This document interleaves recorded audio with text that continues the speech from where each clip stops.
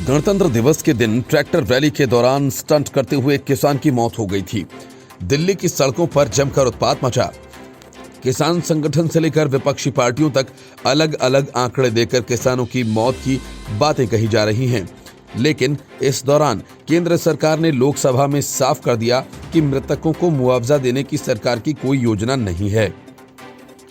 पंजाब की भारतीय किसान यूनियन ने दावा किया कि 4 महीने से चल रहे इस विरोध प्रदर्शन में 70 से अधिक किसान मारे गए हैं। संगठन का कहना है कि कई युवा किसान दुर्घटना में मारे गए तो बुजुर्ग की मौत का आंकड़ा ज्यादा है। कई किसान संगठनों ने 76 से 78 का आंकड़ा दिया तो कई ने बताया कि इनमें 65 पंजाब और 10 हरियाणा के थे। केंद्र सरकार ने लोकसभा में एक प्रश्न का जवाब देते हुए कहा कि किसान आंदोलन में मारे गए किसानों के परिजनों को मुआवजा नहीं दिया जाएगा। लगभग 29 सांसदों ने केंद्रीय किसान एवं कृषि कल्याण मंत्री से सवाल पूछा, जिसमें पहला सवाल ये था कि क्या सरकार को पता है कि हजारों किसान तीनों कृषि कानूनों के खिलाफ पिछले 2 महीने से विरोध प्रदर्शन कर रहे हैं। इस पर सरकार ने कहा, हाँ, कुछ किसान संगठन और उसके सदस्य इसके विरोध में प्रदर्शन कर रहे हैं। वहीं दूसरा सवाल था, इस आंदोलन के दौरान कितने किसानों की मौत हुई। इस पर केंद्र सरकार ने कहा कि किसान संगठनों से हुई दर्जन भर दौर की वार्ताओं में कई बार उनसे अपील भी की गई कि वो महिलाओं, बच्चों और बुजुर्गों को इस आंदोलन में लेकर न आए। किसान नेताओं को कोरोना संक्रमण और ठंड स्थित अन्य कठिनाइयों की याद दिलाई। हालांकि सरकार ने मौत का कोई आंकड़ा नहीं दिया। तीसरे प्रश्न में मृतकों के परिजनों को मुआवजा संबंधी विवरण मांगे गए थे, जिसके उत्तर में सरकार ने नो सर कहकर जवाब दिया। किसानों से हुई वार्ताओं के संबंध में पूछे गए चौथे प्रश्न के जवाब में सरकार ने कहा कि अब तक 11 राउंड्स की बैठकें हो चुकी हैं। सरकार ने बताया था कि किसानों को एक के बाद एक कर कई प्रस्ताव दिए गए ताकि मुद्दे का समाधान हो सके। इन कानूनों को वापस लेने के बारे में पूछे गए 5वें और अंतिम सवाल के जवाब में सरकार ने कहा कि फिलहाल सुप्रीम कोर्ट ने इन पर रोक लगा दी है। अब इस किसान आंदोलन के समर्थन में विदेशी सेलिब्रिटीज से भी ट्वीट्स करवाए जा रहे हैं। गायिका एवं अभिनेत्री रिहाना ने भी CNN की खबर का लिंक शेयर करते हुए पूछा कि हम इस पर क्यों बात नहीं कर रहे हैं। इस पर जवाब देते हुए कंगना रनौत ने उन्हें मूर्ख कहकर चुप बैठने की सलाह दी। पर्यावरण एक्टिविस्ट कही जाने वाली ग्रेटा थनबर्ग ने भी पराली जलाने वाले प्रदर्शनकारियों का समर्थन किया। Report, news of India.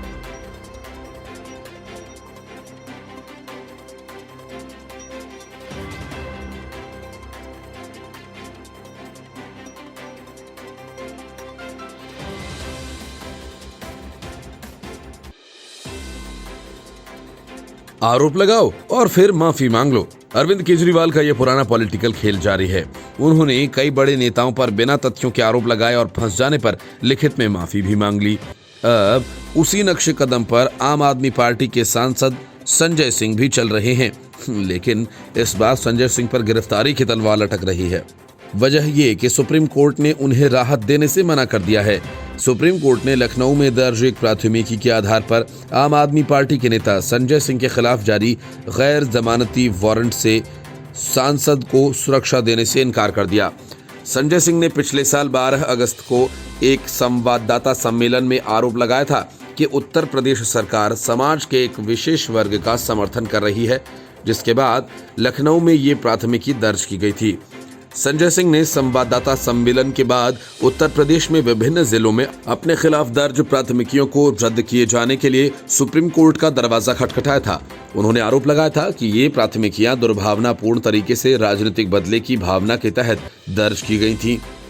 Sanjay Singh ने एक अन्य याचिका में इलाहाबाद उच्च न्यायालय के 21 जनवरी के उस फैसले को भी चुनौती दी, जिसमें अदालत ने 12 अगस्त 2020 के संवाददाता सम्मेलन के बाद लखनऊ में दर्ज प्राथमिकी रद्द करने से इनकार कर दिया था। न्यायमूर्ति अशोक भूषण और न्यायमूर्ति RS रेड्डी की पीठ ने इस मामले पर सुनवाई के दौरान कहा कि वह उच्च न्यायालय के आदेश पर अध्ययन किए बिना कोई आदेश पारित नहीं करेगी। न्यायालय ने संजय सिंह की ओर से पेश वरिष्ठ वकील विवेक तनखा और वकील समीर सोढ़ी से कहा कि वे उच्च न्यायालय के फैसले की प्रति उसे मुहैया कराए।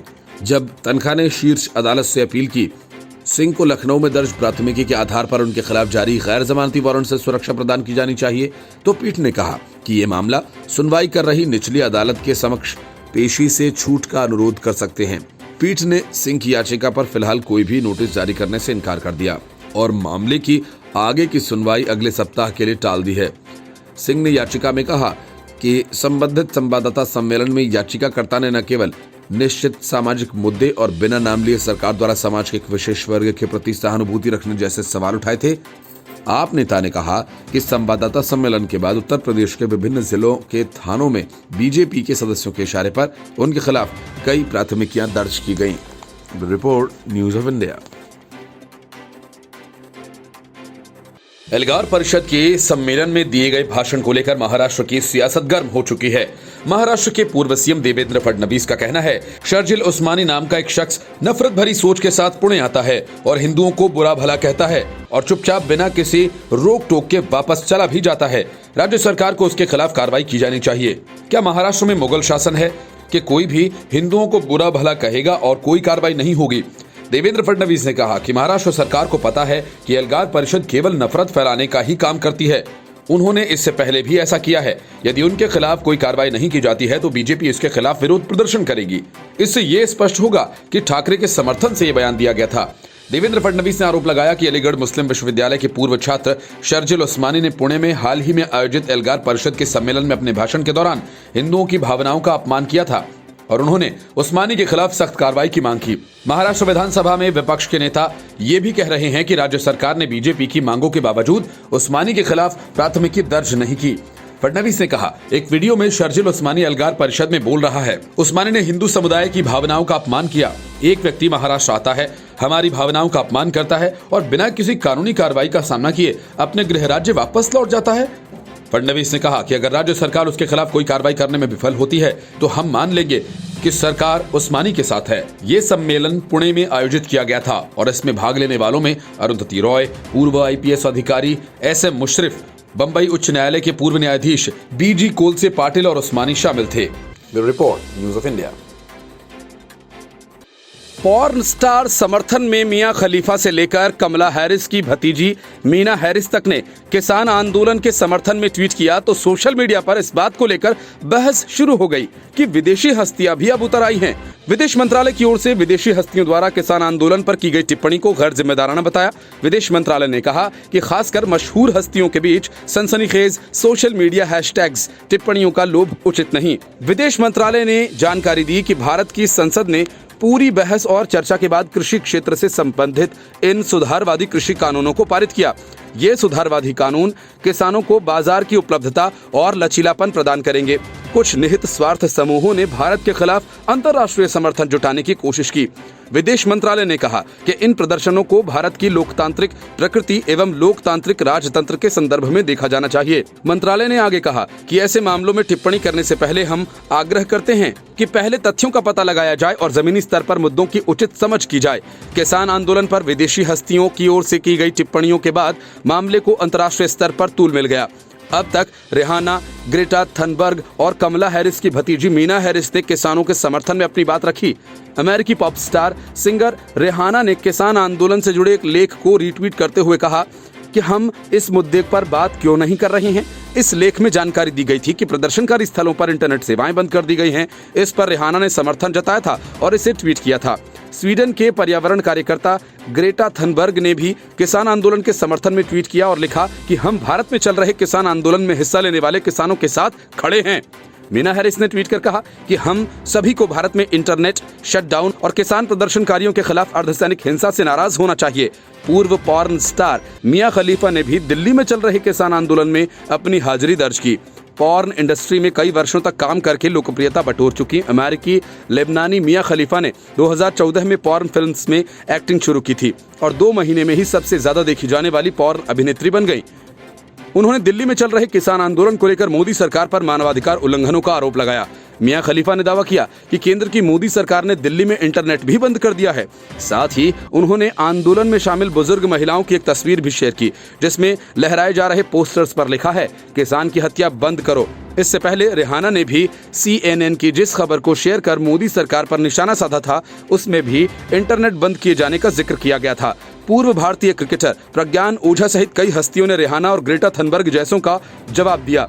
प्रज्ञान ओझा ने लिखा, हमारा देश अपने किसानों को लेकर गर्व की अनुभूति करता है और जानता है कि वो कितना महत्वपूर्ण है। मुझे पूरा विश्वास है कि उनकी समस्याओं का समाधान हो जाएगा, लेकिन हमें दूसरों के मामलों में टांग अड़ाने वाले किसी बाहरी की जरूरत नहीं है। हमारा यह आंतरिक मामला है। राजस्थान निकाय चुनावों में बीजेपी से कुछ ही ज्यादा सीटें जीतकर कांग्रेस जश्न मनाने लगी, लेकिन जब बोर्ड बनाने की बारी आई तो कांग्रेस की यह खुशी पलक झपकते ही गायब हो गई। बीजेपी के मुकाबले कांग्रेस बोर्ड बनाने में बुरी तरह से पिछड़ गई। सबसे बड़ा मामला टोंक की निवाई नगर पालिका का है, जहां एनसीपी के टिकट पर जीते सभी 17 पार्षदों ने बीजेपी की सदस्यता ग्रहण कर ली और कांग्रेस हाथ मलती रह गई। अब निवाई नगर पालिकाओं में बीजेपी का बोर्ड बनना तय है। ये झटका कांग्रेस के लिए इसलिए भी मायने रखता है क्योंकि कांग्रेस टोंक में काफी मजबूत मानी जाती है। एनसीपी के टिकट पर चुनाव लड़ने वाले उम्मीदवार भी कांग्रेस के बागी ही थे। राजस्थान में हुई 90 निकायों के चुनाव परिणामों की घोषणा के बाद से ही कांग्रेस और बीजेपी के बीच ज्यादा से ज्यादा निकायों में बोर्ड बनाने की जंग छिड़ी हुई है। राजनीतिक शह और मात के इस खेल में कब कौन बाजी पलट जाए कहना मुश्किल है। पहले तो यहां से कांग्रेस से बागी होकर चुनाव लड़ने वाले दिलीप इसरानी सहित कई दिग्गज कांग्रेसियों ने एनसीपी के बैनर से चुनाव लड़ा और जब एनसीपी के 17 उम्मीदवार जीत गए तो उन्होंने बाजी पलटते हुए बीजेपी की सदस्यता लेकर सबको हैरानी में डाल दिया। जिले और प्रदेश से बीजेपी के नेताओं ने इसरानी सहित एनसीपी से जीत कर आए 17 नवनिर्वाचित पार्षदों को बीजेपी की सदस्यता दिलवाकर जो मास्टर स्ट्रोक खेला, उससे कांग्रेस के प्रदेश महासचिव और निवाई विधायक प्रशांत बैरवा चारों खाने चित्त हो गए। बता दें कि टोंक में कांग्रेस की स्थिति मजबूत मानी जाती है। टोंक जहां पूर्व मुख्यमंत्री सचिन पायलट का गढ़ माना जाता है, वहीं कांग्रेस विधायक प्रशांत बैरवा और हरीशचंद्र मीना जैसे विधायक भी हैं। एनसीपी से जीत कर आए सभी 17 पार्षदों ने एनसीपी नेता और चेयरमैन पद के दावेदार दिलीप इसरानी के नेतृत्व में जयपुर में बीजेपी कार्यालय में बीजेपी की सदस्यता लेकर सभी को हैरान कर दिया। इस बड़े राजनीतिक उलटफेर के बाद एक बार फिर से निवाई नगर पालिका में बीजेपी का बोर्ड बनना लगभग तय हो गया है। निवाई नगर पालिका में 35 वार्ड्स में से 29 वार्ड्स में एनसीपी ने अपने 15 उम्मीदवार चुनावी मैदान में उतारे थे, जिसमें कुल 17 पार्षदों ने जीत का परचम लहराया। वहीं बीजेपी की सीट पर चुनाव लड़ने वाले 9 उम्मीदवार यहां से जीते, जबकि कांग्रेस के खाते में सिर्फ 8 सीटें ही आई थीं। एक निर्दलीय प्रत्याशी भी जीता। ऐसे में अब इसरानी ने बड़ा सियासी उलटफेर कर सबको चौंका दिया। Bureau report, news of India. गणतंत्र दिवस के दिन दिल्ली में हुई हिंसा के बाद पुलिस आरोपियों के खिलाफ एक्शन मोड में है। दिल्ली पुलिस की क्राइम ब्रांच ने 26 जनवरी को दिल्ली में हुई हिंसा मामले में 12 लोगों की तस्वीरें जारी की हैं। इन सभी पर लाल किले में हुए उपद्रव के दौरान पुलिस पर हमला करने के आरोप हैं। इसके पहले Delhi police commissioner SN Srivastava ने 26 जनवरी को हुई हिंसा से जुड़े 1000 वीडियोस मिलने की बात कही थी। पुलिस लगातार आरोपियों की धरपकड़ कर रही है। दूसरी तरफ फरार चल रहे दीप सिद्धू का पता बताने वाले को 1 लाख रुपए का इनाम देने की घोषणा की गई है। गणतंत्र दिवस पर प्रदर्शनकारी किसानों द्वारा आयोजित ट्रैक्टर परेड के दौरान जमकर बवाल किया गया। उपद्रवियों ने जमकर तोड़फोड़ की और लाल किले पर झंडा फहरा दिया था। उपद्रव करने वाले 12 लोगों की तस्वीरें जारी की गई हैं और 8 आरोपितों पर इनाम घोषित कर दिया गया है।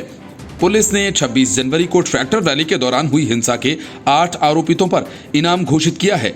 दीप सिद्धू समेत 4 आरोपितों पर 1-1 लाख रुपए का इनाम और 4 अन्य आरोपितों पर 50-50 हजार रुपए का इनाम घोषित किया गया है। जानकारी के मुताबिक दीप सिद्धू, जुगराज सिंह, गुरजोत सिंह और गुरजंत सिंह पर 1-1 लाख रुपए का इनाम घोषित किया गया। जजबीर सिंह, बूटा सिंह, सुखदेव सिंह, इकबाल सिंह पर 50-50 हजार रुपए का इनाम ऐलान किया गया। दिल्ली पुलिस ने उपद्रव में शामिल कई आरोपितों की भी पहचान कर उन पर इनाम की घोषणा की है। जांच के दौरान दिल्ली पुलिस के पास करीब 5000 वीडियोज आ चुके हैं, जिनमें से पुलिस उपद्रवियों की पहचान कर रही है। दिल्ली दंगों को लेकर अब तक पुलिस 44 एफआईआर भी दर्ज कर चुकी है और 122 लोगों की गिरफ्तारी। 26 जनवरी हिंसा में शामिल 12 चेहरों की तलाश दिल्ली पुलिस क्राइम ब्रांच को है। क्राइम ब्रांच की टीम हिंसा की जांच कर रही है और इन 12 उपद्रवियों के हाथ में लाठी डंडे हैं, जिन्होंने लाल किला समेत कई जगह जमकर हिंसा की और पुलिस वालों पर हमले भी किए। दिल्ली पुलिस ने इन दंगाइयों की पहचान शुरू कर दी है।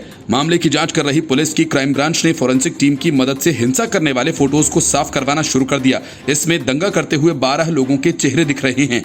इन उपद्रवियों के हाथों में लाठी डंडे भी हैं। इन उपद्रवियों ने लाल किला समेत कई जगहों पर जमकर हिंसा की और पुलिस कर्मचारियों पर हमले भी। फोटोज साफ होने के बाद आरोपियों के चेहरे भी साफ तौर पर पहचाने जा सकते हैं। दिल्ली पुलिस की तरफ से एक नंबर सार्वजनिक किया गया था जिसमें पुलिस ने आम जनता से हिंसा के दिन वाली जानकारी मांगी थी। पुलिस के मुताबिक जांच की शुरुआत करते हुए इन फोटोज को साफ करवाया गया। पुलिस के पास हिंसा से जुड़े कई वीडियोज हैं जिन्हें वह अपनी फोरेंसिक टीम से साफ करवा रही हैं। ऐसे में किसान हिंसा से जुड़े और दंगाइयों के चेहरे भी लोगों के सामने आ सकते हैं। Bureau report, news of India.